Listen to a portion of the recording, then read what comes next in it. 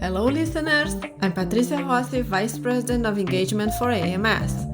Thank you for joining us for another episode of AMS Illuminations. To help us reach more listeners, give us a 5-star review on your favorite podcast platform or share AMS Illuminations on social media. For more information about the podcast and today's guest, visit ams-web.org/illuminations. Now, let's dive into today's episode. Welcome, everyone, to another enlightening episode of AMS Illuminations, an AMS initiative for professional development. In this podcast series, we explore career tips, strategies for forging successful research partnerships, groundbreaking marketing studies, and game-changing impact of new technologies. In this, our first season, we've been diving into the dynamic intersection of academia and industry. I'm your host, Brad Carlson, the current president of AMS, and today we're thrilled to have Dana Harrison joining us. Dana wears many hats: chair of the Department of Management, Marketing, and Supply Chain, director of MBA Programs, and associate professor of marketing. But before her academic journey, Dana honed her skills in the trenches of software companies and channel resellers, mastering marketing and sales management. Welcome, Dana. It's fantastic to have you here today. Thank you for having me, Brad. So, with your extensive experience straddling academia and industry, how do you perceive the collaboration between these two areas? And what qualities do you think are essential for fostering enduring and fruitful partnerships? Well, I'll start with your first question. Collaboration is critical. Neither industry nor academia should operate in a silo, and there are really a couple of applications here. For most of us, our initial focus is on producing future business leaders. There was a recent Wall Street Journal article based on Burning Glass study in February of this year that examined college grads working jobs that don't use their degrees. In some majors, it's not as clear-cut as marketing, for example, but of those who major in business, and this article specifically looked at marketing management and HR into a single bucket. But what would you guess is the share of graduates who are underemployed 5 years after leaving college? You're really going to put me on the spot. I don't know, but I assume it's going to be higher than one would expect. Well, it was 57%, which was a little higher than I expected, especially in the area of business. If those students have an internship, it actually drops to around 42%.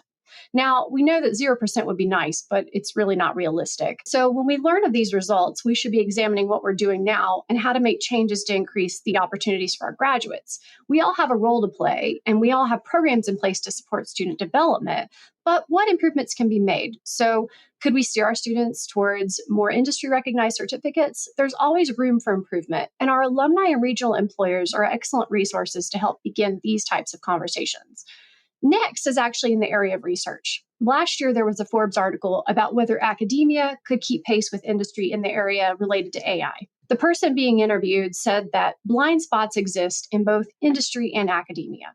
He gave examples of a time when industry rebuffed research being conducted by academia in the area of digital media.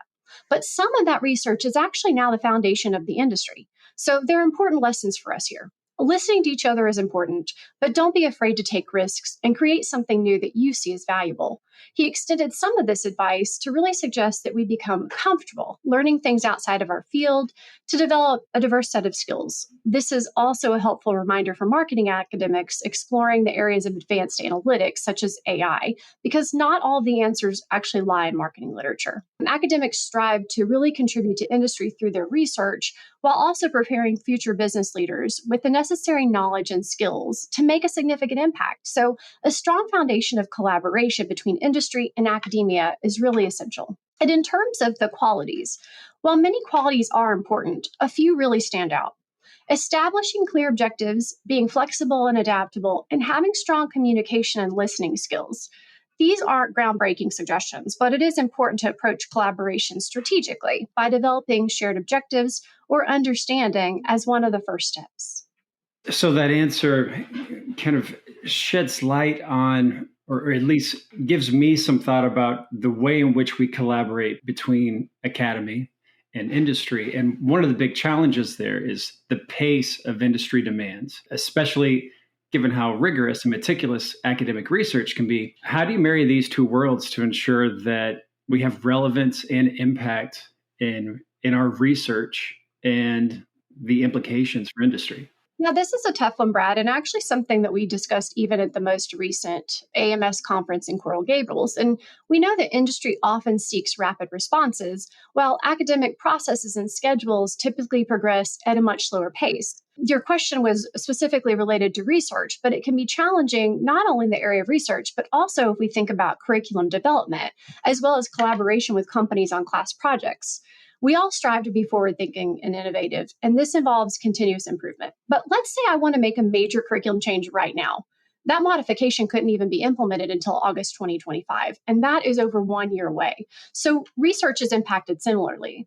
Recently, I decided to pursue a project in the area of generative AI. And given the turnaround for publications and the nature of my project, I knew there'd be very limited window of time before my research would need to be updated again to capture more of what I was investigating. The search could go on indefinitely. And that's the case for a lot of us. But this meant that I needed to dedicate all of my time to this paper over just a couple of weeks so that the development time was substantially reduced. The delay in some of the research is not the fault of journal editors or curriculum committees, for example. Our previously established processes are sometimes not conducive to quick turnarounds. And in response, one question for us might be, should our processes be re-examined? There's much to think about here in the area of academic research, but conversations around involving industry experts in maybe reviewing articles or at least the managerial implications, or even expediting the publication of innovative research that industry is seeking now by maybe identifying individuals who can deliver quality reviews, but in a much shorter time frame, could be an initial starting place for journals. And I do know that many of the journals are already discussing some of these different options. So in your response, you did touch on kind of the academic side of how this partnership can affect students. So stepping back, taking this bigger perspective, do you believe our marketing courses adequately reflect the needs of today's industry? Build on that, and how do we bridge the gap, integrate real-world demands into academic curricula? So as a department chair and MBA program director, how do you instill this ethos of integration among faculty and students? Well, you have several questions here. So let me talk a little bit about the strategy to keep in connection between academia and industry. There are a few ways that I personally remain connected. I mean, for me, I enjoy reading and meeting new people. And this isn't novel advice, but I carve out time each day to read new articles. This could be various new academic journal articles. And I read other outlets as well, such as those majors, such as Wall Street Journal, HBR, the business journals, Market Watch, Gartner, McKinsey, something I've been actually reading for a very long time. But some of these outlets also have niche areas where you can subscribe with a more micro focus, such as with the CIO journal emails sent by Wall Street Journal. And these resources in particular, I find, provide a lot of information on developments occurring not only in academic research, but also companies and industries. From the people standpoint, I'm actively involved in academic conferences. I try to remain connected with our alumni, and I regularly meet with other professionals. Honestly, I don't know that I've ever rejected a meeting invitation. Every conversation really offers us an opportunity to learn something new, and engaging with people, for me, can actually be very invigorating. In terms of seeing sort of the needs from the industry reflected in maybe some of our courses and how to tackle this, we've seen many changes for marketers over the last few years, and some of those are in the areas of digital marketing and advanced analytics. Even if marketers are not running analyses, they're really now expected to understand them to some extent. Another area of movement is with generative AI. Gartner surveyed executives during a 2023 AI webinar, and they responded that marketing function is only second to IT in its adoption or intent to adopt generative AI solutions. A recent article in the Journal of Marketing Education by Gua, Grual, and Atlas mentions that 90% of US business leaders consider ChatGPT experience as important for job seekers. What is the percentage of marketing courses at your institution that have integrated how to effectively use AI to augment student work? Well, the answer is really different for every institution. But executives from major companies are telling us that in the next 2 years, if our students don't know how to use generative AI to augment their work, they won't be considered for a position. So we have to take this seriously and learn how to balance augmentation with students performing their own work. And we all know that semesters can become hectic. I mean, think of the last time you finished the semester and felt really energized. Many times faculty are exhausted by the last day of the course. You exert many long hours during the semester to teach these courses. But it's important to step back and spend time reflecting on student engagement, performance, and feedback, and also what changes might have occurred in the industry during those few months. And these changes might be small, such as current events, or something larger, even as a new technology advancement. But it's important that these courses are updated for the next semester. Otherwise, you might actually just catch yourself showing students a picture of a rotary phone when discussing telemarketing. And in terms of integrating industry and academia in courses, our institutions are made up of different types of students. But it's interesting to hear how employers express that some of our general areas of improvement for almost all new graduates, regardless of where they obtain their degrees, are somewhat similar. So, probably the areas I hear most are often related to communication, a willingness to take risks, an understanding of international business, and even more recently, we've seen emerging topics such as using generative AI to help augment their work. And so we listen to this and we try to integrate concepts of both industry and academia into courses. I recently had a meeting with owners of an international company, and they wanted to hire one of our supply chain students. And they were sharing information with us about their company and some things that they were doing on a regular basis. They would hold these informal meetings where they assigned employees cities around the world to investigate and present to the team. One of the goals of our college is to provide students with more exposure to international experiences. And this conversation, not involving our curriculum at all, gave us an idea as to how to incorporate this exposure into our principles of marketing courses beginning this fall.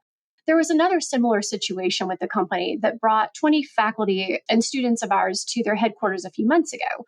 And they introduced our team to their culture and allowed our students to shadow people in different departments. During the lunch hour, we discussed the post-COVID situation and what they had to do to implement some initial training sessions for all new hires, regardless of where they graduated from, which included some basic business communication techniques. And over the summer, we are actually integrating some of this feedback surrounding international exposure, different types of business communication techniques, and generative AI into several of our existing courses. So, probably similar to many other faculty, I also incorporate real company projects into classes, invite guest speakers. This also isn't really novel information, but this coupled with academic research can really provide eye-opening experiences for our students. Yeah, very interesting. And as you talked about kind of bridging academic research with the student experience, I think it's worth pointing out that you've authored a few textbooks.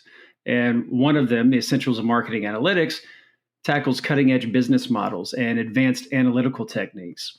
Can you delve into the skills it develops and how it equips students and managers for the data-centric landscape that they're facing? Almost 10 years ago now, I developed an elective course called Marketing Analytics. And to teach this course, it was necessary to gather information from numerous sources. The book, actually, that you're talking about, it was the result of Haya Jean, Joe Hare, and I discussing the fragmented options that existed for us to even just start exploring this topic. We interviewed industry professionals, and we combined that with what we had developed for our own courses over the years and created a single resource that hopefully can benefit others. But in 2022, over 850,000 job postings sought marketing analysis skills. We've really seen the adoption of marketing analytics courses in academia over the last probably 5 to 7 years take off. But this is the conversation around marketers needing this knowledge, when they graduate from us has likely increased even more than the number that I mentioned from 2022 in the last couple of years. So a Gartner report from 2023 said that 76% of job postings required data skills for roles in the CMO leadership team, and 59% of those roles required actually hard data skills. So this technology is continuously evolving. And thankfully, as we witnessed during COVID, there's really never been a better time to learn something new because of all the resources readily available at our fingertips. And faculty, students, and managers, they're going to need to focus on continuous learning in this space to remain current. I want to pause for a minute because you've mentioned that every day you try to carve out time to read something new, and you serve as department chair and program director, and you're writing textbooks and you're doing research. I think the question that probably everyone listening would like to know is, how do you manage all of these responsibilities? I mean, how do you manage all of the tasks that you have in a 24-hour day? Or is your day longer than mine? All of us are involved in a variety of different roles and tasks. And we are all involved in some kind of service opportunities. And Not only does all of our experiences allow us to meet some amazing new people, it exposes us to a variety of processes and provides a greater understanding and appreciation of how things come together. When you're involved in things like service work, you're not alone, right? There's this team of individuals working together to lighten the load and really hopefully create something exceptional. And going back, we all have tasks that pull us in different directions. And these tasks are both personal and professional. And we have to decide how to prioritize our time based on what will give those we interact with and us the most value. So remaining connected with industry is important because I know it helps me make current and relevant connections for students in the classroom. And the connections often reach out to me directly when they seek someone to hire. So that's very helpful for our students as well. The same can be said, though, for the impact of industry on my research. It's just one of the drivers in which, could produce even a greater benefit. So I'm going to put you on the spot here for a minute, but if you were to provide some type of advice, especially for junior faculty, as their schedules start to become increasingly busy, have there been any specific strategies that have been really you have found to be useful for you, things that help you manage all of your responsibilities? So I just think everyone, Brad, has to find something that works for them. They just have to learn to understand what is the most important to them. Just learn how to prioritize their time based on what I mentioned before, both the personal and professional tasks that sort of pull us all in different directions. Excellent. I appreciate that. And I know for me, as my career has advanced, I've found that technology can certainly help me in terms of managing my responsibilities and some of the online calendars and to-do lists and those types of things. For me, it's real easy to get caught up in just the day-to-day activities. And I have to be very deliberate about carving out time for research, for meetings, for responding to emails, those types of things. And I don't know if you've found something similar in your own experience. Yes, if my phone died, I would not have any idea where I was supposed to be every hour. So I think I've also found technology to be very critical in my work. But even carving out time and placing those things on your calendar, I think can be very helpful.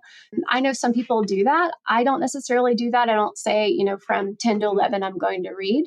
But there are some things that I do every day, I guess, on a regular basis. I get up in the morning and I check the news. And then before I go to bed at night, I actually check the news again. So I kind of read some of the same stories in the morning as well as in the evening to kind of see what's evolved during the day.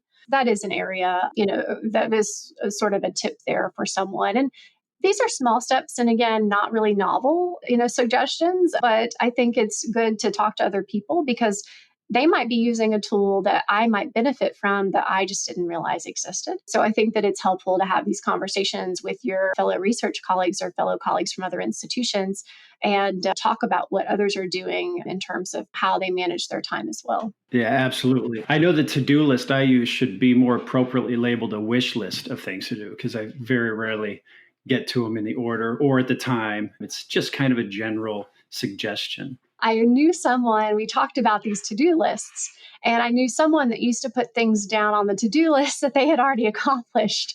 And that sort of motivated them to continue, marking things off the list. So I thought that was an interesting approach. And this is a really good example as to what really helps everyone in a different way.